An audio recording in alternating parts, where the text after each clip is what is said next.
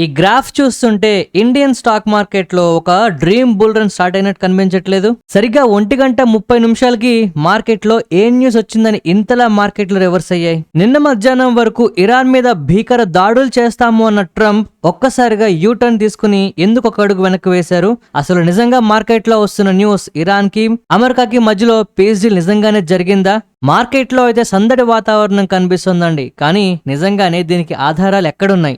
గడిచిన 100 రోజులుగా ఒప్పుకోని ఇరాన్ ఒక్కసారిగా రాత్రికి రాత్రి ఒప్పుకున్నట్టు ఎక్కడైనా మీకు ఆధారాలు కనిపించాయా అండి? ఇలాగా ఆల్మోస్ట్ మార్కెట్ లో ఎవరూ మాట్లాడని కొన్ని విషయాలతో ఇవాల్టి వీడియోలో మీకు ఒక ఫుల్ క్లారిటీ ఇవ్వడానికి అయితే వస్తున్నానండి. అంతేకాదు నా పోర్ట్ఫోలియో అయితే ఇవాళ 3% అబౌవ్ పాజిటివ్ గా ఉందండి. ఇక 481 స్టాక్స్ నెగిటివ్ గా ఉంటే 2518 స్టాక్స్ మనకి పాజిటివ్ గా ఉన్నాయి. అంటే 1:6 రేషియోలో మనం తీసుకోవచ్చు అప్రాక్స్ గా చూసుకుంటే, అట్లీస్ట్ 1:5 రేషియోలో బుల్స్ మనకి ముందంజలో ఉన్నారని అర్థమవుతుంది. సో ఇలాంటి టైంలో ఎలాంటి స్టాక్స్ మనం ఫర్దర్ గా సెలెక్ట్ చేసుకోవాలి, ఎలాంటి స్టాక్స్ కి బాగా పెరగడానికి అవకాశం ఉంది, ఇప్పుడున్న పరిస్థితుల్లో ఏ స్టాక్స్ అట్రాక్టివ్ గా కనిపిస్తున్నాయి, ఇలాంటి విషయాలతో ఈ వీడియోని అయితే ఎండ్ చేద్దామండి. ఈ వీడియోలో నేను చెప్పే విషయాలు కరెక్ట్ అనిపించినా లేదు మీకు నచ్చినా తప్పకుండా మన వీడియోకి లైక్ చేయండి, మన ఛానల్ కి సబ్స్క్రైబ్ చేయండి. ఒకవేళ వీడియోని మీరు మొబైల్లో చూస్తుంటే కామెంట్ సెక్షన్ స్వైప్ చేస్తే మీకు హైప్ ఆప్షన్ వస్తుందండి. ఈ హైప్ ను క్లిక్ చేస్తే నిజంగా మన ఛానల్ కి చాలా చాలా హెల్ప్ చేసిన వాళ్ళు అవుతారు. ఈ హెల్ప్ చేస్తారని ఆశిస్తూ let's continue the video. So first market లో అంతా కూడా పాజిటివ్ న్యూస్ అయితే కనిపిస్తుందండి. ఇరాన్ కి అమెరికాకి మధ్యలో పీస్ డీల్ జరిగింది అన్నట్టు, కానీ ఎక్కడా కూడా ఒక్క ఆధారం కూడా లేదు.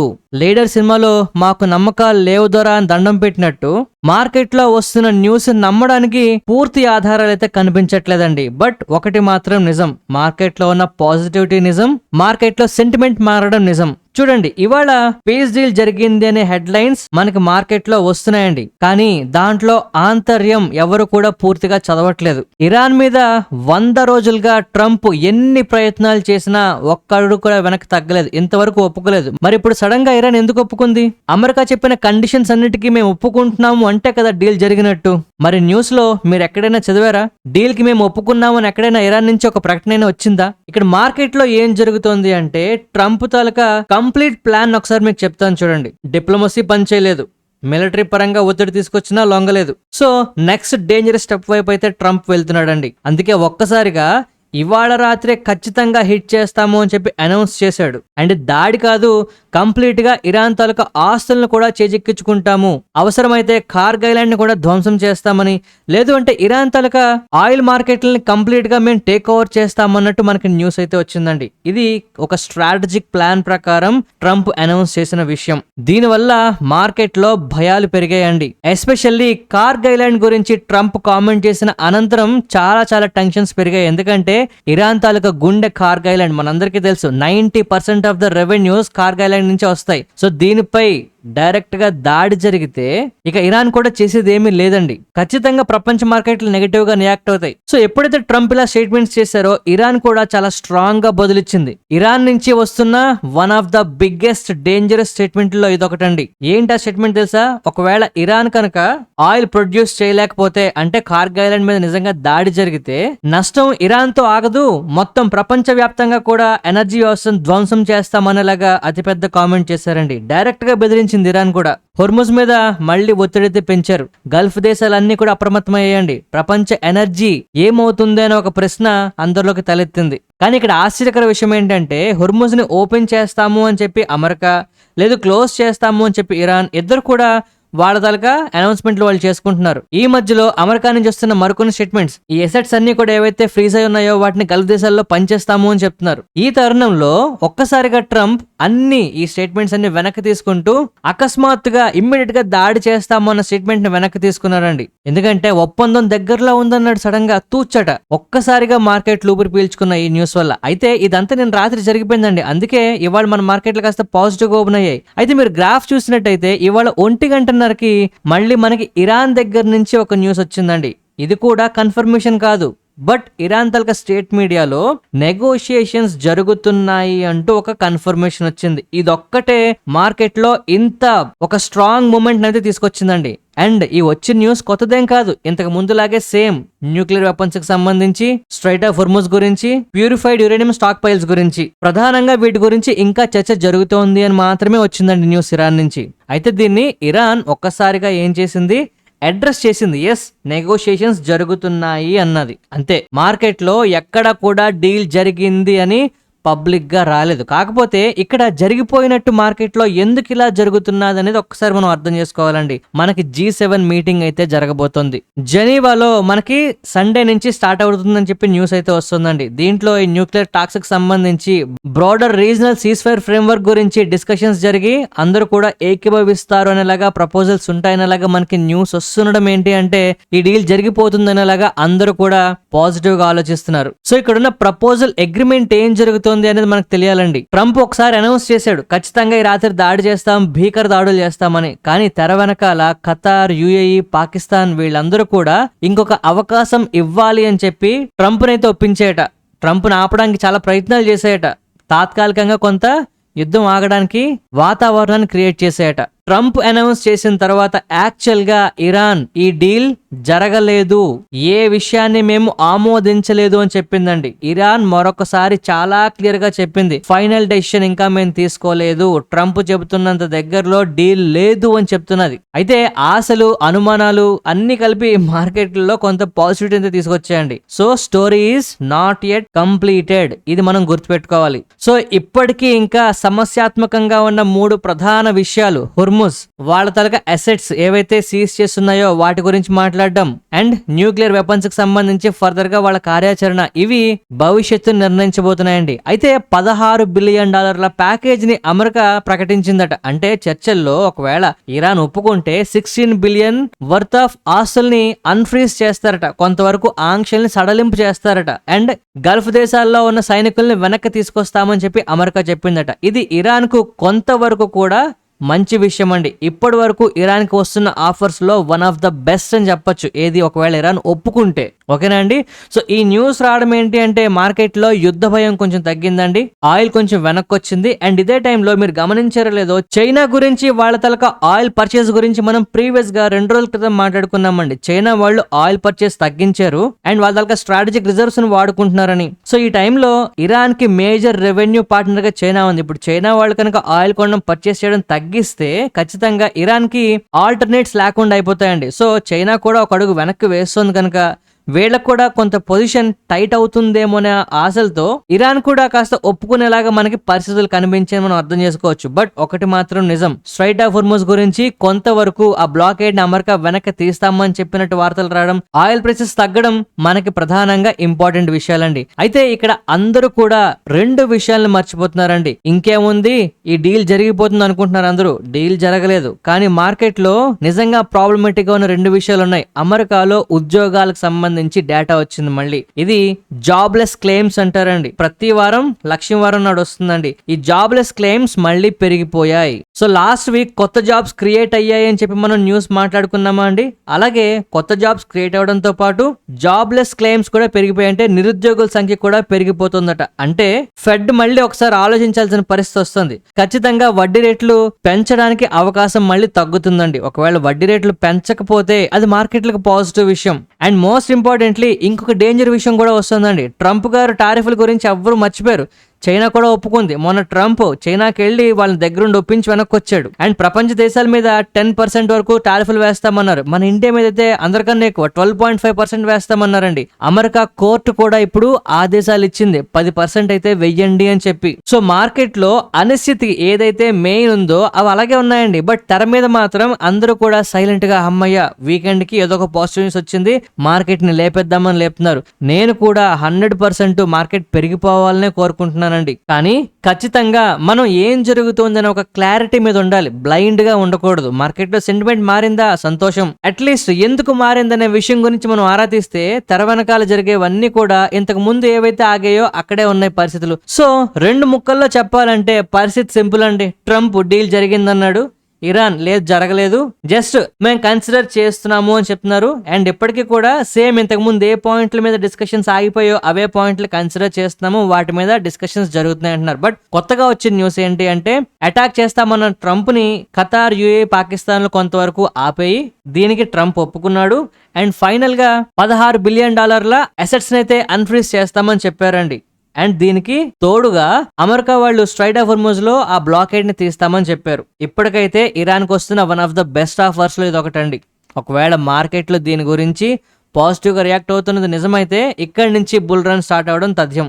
కాకపోతే మార్కెట్ లో మనం ఇంకా ఈ యుద్ధం జరగకముందు ఏవైతే విషయాలు మాట్లాడుకున్నామో, టారిఫ్లు అవ్వచ్చు, లేదు అంటే ఎకానమీ అవ్వచ్చు, లేదు అంటే ఏఐకి సంబంధించి భూమి అవ్వచ్చు, ఇవన్నీ అలాగే ఉన్నాయండి. సో మార్కెట్ లో ఆశలతో అయితే చాలా చాలా పాజిటివ్ గా కనిపిస్తున్నాయి. ఆయిల్ ధరలు కాస్త తగ్గుతున్నాయి, ఏషియా మార్కెట్లు పెరిగాయి, బంగారం ఒత్తిడికి గురైంది. యుద్ధం ఇక జరగకపోవచ్చు అనే దాని మీద బెట్టింగ్స్ అయితే చాలా ఎక్కువ జరుగుతున్నాయండి. అమెరికాలో జాబ్స్ డేటా కూడా కాస్త వీక్ గా రావడం, జాబ్లెస్ క్లెయిమ్స్ పెరగడం ఖచ్చితంగా మార్కెట్ కి పాజిటివ్ విషయం అండి. ఎందుకంటే ఫెడ్ వడ్డీ రేట్లు పెంచడానికి మళ్ళీ ఆలోచించాల్సిన పరిస్థితి వస్తుంది. సో ఇరాన్ తో యుద్ధం జరుగుతుందా అనే విషయాన్ని ఇప్పుడు మార్కెట్లకి పట్టించుకోవేమో.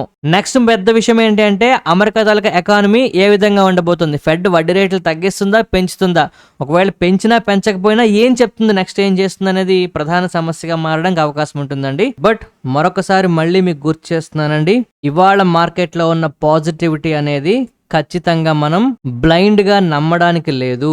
ఇరాన్ ఎక్కడా కూడా అగ్రిమెంట్ కి రెడీ అవుతున్నామని చెప్పలేదు.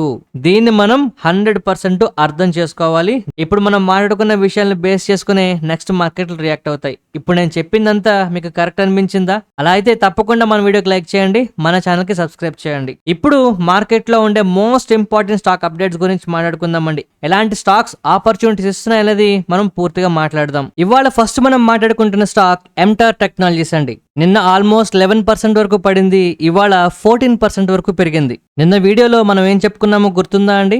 బ్లూమ్ ఎనర్జీకి సంబంధించి ఒక పెద్ద డేటా సెంటర్ ప్రాజెక్ట్ అయితే పాస్ అయిందండి. ఈ న్యూస్ వల్ల ఎంటార్క్ రెవెన్యూస్ పడిపోతాయని భయపడడంతో మార్కెట్లన్నీ కింద పడ్డాయి. బట్ మనం నిన్న మాట్లాడుకున్నాం, జస్ట్ అది పాస్ అయింది, క్యాన్సిల్ అవుతుందని చెప్పలేదు. అండ్ ఒకవేళ అది క్యాన్సిల్ అయినా కూడా ఇంకా చాలా ఆర్డర్లు ఉన్నాయి అని చెప్పి మాట్లాడుకున్నాం. క్లారిఫికేషన్ అయితే వచ్చిందండి, ఇవాళ ఈ స్టాక్ అయితే పెరిగింది. సో ఇప్పుడు ఎంటార్ టెక్నాలజీస్ లో వచ్చిన క్లారిఫికేషన్ ఏంటి అంటే ఏదైతే ఆ డేటా సెంటర్ ప్రాజెక్ట్ పాస్ అయిపోయింది అని చెప్పారో అది ఆగిపోలేదు, 2028కి కాస్త డిలే అవుతుంది అని చెప్పి మేనేజ్మెంట్ దగ్గర నుంచి మనకి క్లారిటీ వచ్చిందండి. సో నిన్న కేవలం మార్కెట్ లో ఉన్న న్యూస్ కి భయాల వల్లే సెల్లింగ్ అనేది ఎక్కువైందని మనం అర్థం చేసుకోవచ్చు. అండ్ అంతకన్నా డీప్ గా మనం పోస్ట్ మార్టం చేయాల్సిన అవసరం కూడా కనిపించట్లేదు ఈ టాపిక్ మీద. ఇక నెక్స్ట్ మనం నెస్లే గురించి మాట్లాడుకోవాలండి. మనందరికీ తెలుసు మ్యాగీ ఒకప్పుడు పెద్ద దుమారమే వచ్చింది, ఇప్పుడు మళ్ళీ సోషల్ మీడియా మొత్తం షేక్ అయ్యేలాంటి న్యూస్ అయితే కనిపిస్తుందండి. FSCI వాళ్ళు మ్యాగీ ప్యాకెట్స్ లో పురుగులు కనిపించాయని చెప్పి నోటీసులు జారీ చేసినట్టు వార్తలు అయితే వచ్చాయండి. దీనివల్ల స్టాక్ అయితే 3% వరకు పడిపోయింది. ఇక్కడ ఒక ముఖ్యమైన విషయం అండి, ఇది ఇప్పటి వరకు కూడా ప్రూవ్ అవ్వలేదు, జస్ట్ ప్రస్తుతానికి ఇంకా ఎంక్వైరీ జరుగుతోంది, నోటీసులు అయితే వెళ్ళాయి, విచారణ అయితే జరుగుతోంది. సో ఇక్కడ డ్యామేజ్ అనేది ఖచ్చితంగా నెస్లే విషయంలో ఉంటుందండి, అందులో ఎటువంటి డౌట్ లేదు. ఇలాంటి న్యూస్లు చిన్న చిత్తగా కావు, చాలా చాలా ఇంపార్టెంట్ గా మార్కెట్ కూడా పట్టుకుంటుంది. సో ఒకవేళ నెక్స్ట్ ఎంక్వైరీలో ఇదేమీ కాదు ప్రూవ్ అవ్వకపోతే మాత్రం స్టాక్ ఎంత పడిందో అంతకు డబుల్ పెరిగినా మనం ఆశ్చర్యపోవాల్సిన అవసరం లేదు. బట్ అదే టైంలో మనం దీన్ని ఫాలోఅప్ చేసి ఇందులో జరిగింది వాస్తవమే అని చెప్పి ప్రూవ్ అయిందంటే మాత్రం నెస్లే ఇండియాకి మరొక గట్టి దెబ్బ తగిలినట్టే, బ్రాండ్ తలక విలువలో చాలా చాలా మార్పులు అయితే వస్తాయండి, గుర్తుపెట్టుకోండి. నెక్స్ట్ మనం IFCI గురించి మాట్లాడుకోవాలండి. మీకు గుర్తుంటే ఈ స్టాక్ 10 రూపాయల దగ్గర నుంచి 20 రూపాయల దగ్గర నుంచి ఇలా న్యూస్లతో అప్పర్ సర్క్యూట్ల మీద అప్పర్ సర్క్యూట్లు కొట్టుకుంటూ కింద పడుతూ నెమ్మదిగా పెరుగుతూనే వస్తుందండి. చాలా సంవత్సరాలుగా ఈ స్టాక్ లో ఈ పరిస్థితి కనిపిస్తూ వచ్చింది. ఇవాళ ఒక్కసారిగా 20% అప్పర్ సర్క్యూట్ కొట్టిందండి. కారణం బిజినెస్ లో మార్పు ఏమీ లేదండి, జస్ట్ NSE తలక IPO కథ అంతే. సో వచ్చే వారం NSE వాళ్ళ తలక DHRPని ఫైల్ చేయొచ్చని చెప్పి న్యూస్ అయితే వస్తుందండి. సో NSE IPOకి దీనికి సంబంధం ఏంటి అంటే IFCI వాళ్ళు SHCIL లో 52% వాటాలు అయితే ఉన్నాయండి. ఈ SHCIL లో NSEకి 4.4% వాటా ఉందన్నమాట. అంటే NSE విలువ పెరిగితే ఇండైరెక్ట్ గా IFCI తలక వాటా కూడా విలువ పెరిగే అవకాశం ఉందని మార్కెట్లు జస్ట్ క్యాల్కులేట్ చేసి ఈ స్టాక్ కూడా పెంచుతున్నాయి. ఇలాంటి విషయాల్లో మనకి మార్కెట్ లో బజ్ అయితే బాగా క్రియేట్ అవుతుందండి. స్టాక్ ప్రైస్ మీరు డైలీ చార్ట్ ఓపెన్ చేసిన బ్రేక్అవుట్ కి రెడీ అవుతుంది, ఒకసారి గమనించండి. నెక్స్ట్ మనం JSW ఇన్ఫ్రా గురించి మాట్లాడుకోవాలండి. 6,000 కోట్ల ఫండ్ రైజింగ్ కి ఎస్పెషల్లీ QIB ద్వారా ఫండ్ రైజ్ చేస్తామని చెప్పడానికి, దీని ద్వారా ఫర్దర్ గా కెపాసిటీ ఎక్స్పాన్షన్ చేస్తాము అని చెప్పి న్యూస్ రావడంతో ఈ స్టాక్ లో చాలా మంచి బజ్ అయితే క్రియేట్ అవుతుందండి. గడిచిన సంవత్సరంగా ఈ స్టాక్ లో అక్యుములేషన్ అయితే జరుగుతుంది, మంచి బేస్ కూడా ఫామ్ అవుతుందండి. ఇప్పుడు వస్తున్న న్యూస్ కి ప్రైస్ యాక్షన్ కూడా తోడైతే ఫర్దర్ గా ఆపర్చునిటీస్ మన చేతిలో ఉన్నట్టే ఫాలో అప్ చేయండి. నెక్స్ట్ మనం పవర్ మేక్ ప్రాజెక్ట్స్ గురించి మాట్లాడుకోవాలండి. ఫినాన్స్ మినిస్ట్రీ వాళ్ళు కస్టమ్ డ్యూటీస్ ని న్యూక్లియర్ పవర్ జనరేషన్ కి సంబంధించి అన్ని గూడ్స్ మీద వేవర్ అయితే ఇచ్చారండి. దీనివల్ల ఎంటార్ అవ్వచ్చు, వాల్చంద్ నగర్ అవ్వచ్చు, పవర్ మేక్ ప్రాజెక్ట్స్ అవ్వచ్చు, ఇవన్నీ కూడా పాజిటివ్ గా రియాక్ట్ అవుతున్నాయి. అండ్ ఇది April 1, 2019 నుంచి January 31, 2026 వరకు ఈ పీరియడ్ లో వాళ్ళందరికీ ఇచ్చారండి. అంటే ఖచ్చితంగా నెక్స్ట్ వీటన్నిటికీ కాస్త ఇది పాజిటివ్ విషయంగా పరిగణిస్తుంది. మార్కెట్లు కూడా చాలా బాగా రియాక్ట్ అయ్యేలా కనిపిస్తున్నాయండి, ఫాలో అప్ చేయండి. నెక్స్ట్ మనం హిటాచి ఎనర్జీ గురించి మాట్లాడుకోవాలండి. స్టాక్ ప్రైస్ చూసి భయపడద్దు, ఫస్ట్ కంపెనీలో ఏం జరుగుతుందో తెలుసుకోండి. వీళ్ళు 2,000 కోట్ల వర్త్ ఆఫ్ క్యాపెక్స్ ప్లాన్స్ అయితే చేయబోతున్నారండి. లార్జ్ పవర్ ట్రాన్స్ఫార్మర్ ఫ్యాక్టరీని వడోదరలో స్టార్ట్ చేయబోతున్నారు. ఇది ఖచ్చితంగా కంపెనీకి పాజిటివ్ విషయం అండి. అయితే స్టాక్ ప్రైస్ చూసి కానీ లేదంటే పెగ్ రేషియో చూసి కానీ చాలా మంది భయపడుతుంటారు. ఇక్కడ టైల్ విండ్ అనేది కనిపిస్తుందండి. ఎంటైర్ సెగ్మెంటే అన్ని స్టాక్లు కూడా మనకు పాజిటివ్ గా కనిపిస్తున్నాయి. వీటిని ట్రాక్ చేయండి, అట్లీస్ట్ ఒకసారి ఏం జరుగుతుందో మీకు తెలుస్తుంటుంది. నెక్స్ట్ మనం మోతీలాల్ ఓస్వాల్ ఫైనాన్షియల్ సర్వీసెస్ గురించి మాట్లాడుకోవాలండి. UBS వాళ్ళు దీని మీద కవరేజ్ ఇనిషియేట్ చేస్తూ బై రేటింగ్ అయితే ఇస్తున్నారు. 1,150 రూపాయలు టార్గెట్ ప్రైస్ ఇస్తున్నారండి. అంటే ఇది అప్రాక్స్ గా 900 దగ్గర ట్రేడ్ అవుతుంటే 30%, 32% వరకు పెరిగే ఛాన్స్ ఉంది అని చెప్తున్నారు. మెయిన్ గా లాంగ్ టర్మ్ ప్రాస్పెక్ట్స్ అయితే చాలా బాగున్నాయని చెప్పి వీళ్ళు మాట్లాడుతున్నారండి. కమింగ్ డేస్ లో ఇండియాలో ఇన్వెస్ట్మెంట్ చేసే వాళ్ళ సంఖ్య పెరుగుతుందని, తద్వారా ఏంటంటే అసెట్ అండర్ మేనేజ్మెంట్ కూడా వీళ్ళకి బాగా ఇంప్రూవ్ అయ్యే అవకాశం ఉంటుందని చెప్తున్నారు. ఒకసారి ప్రైస్ యాక్షన్ కూడా ఓపెన్ చేసి చూస్తే మీకు క్లారిటీ వస్తుంది దీంట్లో ఎప్పుడు ఇన్వెస్ట్మెంట్ చేయాలనేది. సో ఇక ఫైనల్ గా ఇప్పుడు స్టాక్ మార్కెట్ లో ఎలాంటి స్టాక్స్ ఇన్వెస్ట్మెంట్ చేయాలి, లేదంటే ఎలాంటి స్టాక్స్ సెలెక్ట్ చేసుకోవాలి, ఎలాంటి స్టాక్స్ లో ఆపర్చునిటీస్ వస్తున్నాయి అనేది మీకు ఒక్కసారి చెప్పడానికి ప్రయత్నం చేస్తానండి, జాగ్రత్తగా వినండి. గడిచిన సంవత్సరంన్నరగా మనకి మార్కెట్ లో ఫాల్ అయితే చాలా ఇంటెన్స్ గా జరిగిందండి. ఇండియా నుంచి పెట్టుబడులు బయటకు వెళ్ళిపోయి ఈ టైంలో FIIs బయటికి వెళ్ళిపోతున్న సెలెక్టివ్ స్టాక్స్ లో బయింగ్ అనేది చాలా క్లియర్ గా చేశారండి. వాళ్ళు ఏ స్టాక్స్ లో బై చేశారనేది మీరు ఎంక్వైరీ చేయడానికి ట్రై చేయండి. ఇది ఫస్ట్ విషయం. ఇక ఈ సంవత్సరంన్నరగా మార్కెట్లు మొత్తం కింద పడుతుంటే కొన్ని స్టాక్స్ మాత్రం ఐదర్ పెరగకుండా కాన్స్టెంట్ గా అలా మెయింటైన్ అవ్వగలిసాయి, లేదు కొంతవరకు పెరగడానికి ప్రయత్నం చేశాయి, కొన్ని బాగా పెరిగాయి. సో ఈ టైంలో మనకి పర్ఫార్మెన్స్ విషయంలో సాటిస్ఫాక్టరీగా ఉన్న కంపెనీస్ని మీరు ట్రాక్ చేయండి. ఇక మూడో విషయం, మార్కెట్లు ఫర్దర్ గా ఎలాంటి అనిశ్చితి ఉన్నా కూడా ఎస్పెషల్లీ అమెరికాతో సంబంధం లేకుండా మన ఇండియాలో కొన్ని స్టాక్స్ ఉన్నాయండి. ఏఐకి సంబంధించి అవ్వచ్చు, ట్రంప్ కు సంబంధించి టారిఫ్లు అవ్వచ్చు, వీటితో సంబంధం లేకుండా పెరిగే స్టాక్స్ కొన్ని ఉన్నాయి. ఈ మూడు విషయాల మీద కాన్సన్ట్రేషన్ చేస్తే ఖచ్చితంగా మనకి కొన్ని చాలా చాలా మంచి ఆపర్చునిటీస్ వస్తాయండి. ఇలా మూడు విషయాలు చెప్పి వదిలేస్తారా, మాకు ఇందులో స్టాక్స్ చెప్పరా అంటే నెక్స్ట్ నా పని అదేనండి. కమింగ్ డేస్ లో అవకాశం ఉన్నంత మేరకు మీకు ఇలాంటి అవకాశాలు, ఇలాంటి ఆపర్చునిటీస్ ఉన్న ప్రతి సెగ్మెంట్ సంబంధించి స్టాక్ అప్డేట్స్ అయితే మేము ముందుకు తీసుకొస్తానండి. మీరు చేయాల్సిందల్లా చాలా సింపుల్. మనం ఏ కంపెనీ గురించి మాట్లాడుకుంటున్నాము, ఆ కంపెనీకి సంబంధించి చెప్తున్న అప్డేట్స్ ఏంటి, వాటిలో ఎప్పుడు మనకి ట్రిగ్గర్ పాయింట్స్ వస్తాయనేది నేను చెప్పేది మీరు జాగ్రత్తగా ఫాలోఅప్ చేస్తే చాలు, ఆపర్చునిటీస్ మనకు ఫ్యూచర్ లో వస్తాయి గ్యారంటీగా. సో నేను చేసే ఈ ప్రయత్నం మీకు నచ్చితే తప్పకుండా ఈ వీడియోకి లైక్ చేయండి, మన ఛానల్ కి సబ్స్క్రైబ్ చేయండి. ఇక నిఫ్టీ 50 గురించి మాట్లాడితే గడిచిన ఎన్ని రోజులుగా మనం 23,100 ఒక ఇంపార్టెంట్ లెవెల్ గా మనం చెప్పుకున్నామండి. ఈ లెవెల్ దగ్గర ఎగ్జాక్ట్లీ గడిచిన 4 రోజులుగా కొంతవరకు మార్కెట్లు ఆగినట్టు ప్రయత్నం చేసి ఇప్పుడు ఒక్కసారిగా పెరిగిపోయాయి. కానీ ఈ పెరగడం అనేది క్లారిటీ లేని ఒక న్యూస్ మీద కేవలం స్పెక్యులేషన్ తో ఇంతలా పెరిగిపోయిందండి. ట్రంప్ చేసిన కామెంట్ వల్ల ఇంతలా పెరిగింది. ఇరాన్ దగ్గర నుంచి కన్ఫర్మేషన్ మనకి రాలేదు. సో మళ్ళీ ప్రీవియస్ గా మనం మెన్షన్ చేసుకున్న ఈ జోన్ దగ్గర మనకి మేజర్ రెసిస్టెన్స్ కనపడినా ఆశ్చర్యపోవాల్సిన అవసరం లేదండి. ఈ ఒక్క పాయింట్ ని గుర్తు పెట్టుకోండి. బట్ నిజంగానే మార్కెట్ లో అనుకున్నట్టు ఇరాన్ రాత్రికి ఒప్పుకోవడమో, ఎల్లుండి రాత్రికి ఒప్పుకోవడమో, ఏదో ఒకలాగా కొంతవరకు ఈ పరిస్థితి సర్దుమణగాలని నిజంగా ఆశిద్దాం. ఇక నుంచైనా ఫర్దర్ గా మార్కెట్ లో కొంత పాజిటివ్ కనిపిస్తే బాగుంటుందని ఆశిస్తూ, అలా జరగాలని మనస్ఫూర్తిగా కోరుకుంటూ మరొక మంచి వీడియోతో కలుద్దామండి. ధన్యవాదాలు.